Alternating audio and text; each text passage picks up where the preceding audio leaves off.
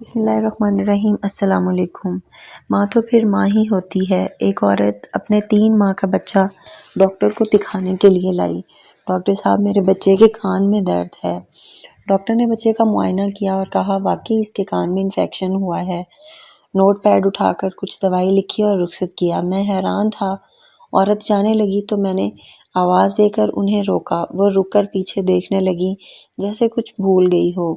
میں نے کہا بہن جی، آپ کا بچہ 3 ماہ اور 7 دن کا ہے جو بول بھی نہیں سکتا، تو آپ کو کیسے پتا چلا کہ اس کے کان میں تکلیف ہے؟ وہ مسکرائی اور میری طرف رخ کر کے کہنے لگی بھائی جی، آپ کان کی تکلیف پر حیران ہیں؟ میں اس کی رگ رگ سے واقف ہوں۔ یہ کب روتا ہے، کب جاگتا ہے، کب سوتا ہے، مجھے اس کے سارے دن کا شیڈول پتا ہے کیونکہ میں ماں ہوں۔ اس کی انسان کو جب بھی کوئی تکلیف ہو تو اس کے دن بھر کا شیڈول بدل جاتا ہے۔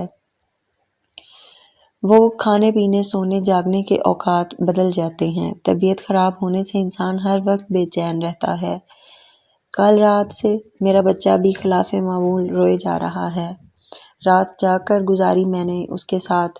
صبح کو میں نے غور کیا تو بچہ جب رو رہا تھا تو ساتھ ہی اپنا ننھا سا ہاتھ اپنی ننھی سے کان کی طرف لے جا رہا تھا۔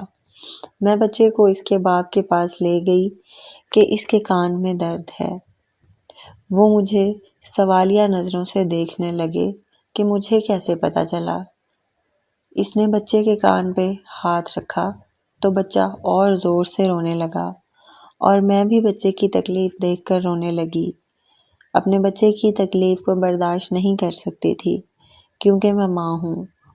عورت چلی گئی اور میں نم آنکھوں سے دیر تک کھڑا سوچتا رہا کہ ماں 3 ماہ کے بچے کا دکھ درد سمجھ سکتی ہے، اور میں روزانہ ماں سے کتنی دفعہ جھوٹ بولتا ہوں، اور وہ یقیناً میرے سارے جھوٹ جانتی ہیں کیونکہ وہ ماں ہیں۔ تب سے میں نے کبھی ماں سے جھوٹ نہیں بولا۔ اللہ پاک سب ماؤں کو سلامت رکھیں، اور جن کی مائیں دنیا سے پردہ کر گئی ہیں، اللہ پاک انہیں جنت الفردوس میں داخل کریں، آمین۔ مزید اچھی ویڈیوز کے لیے ہمارے چینل کو لائک اور سبسکرائب کریں۔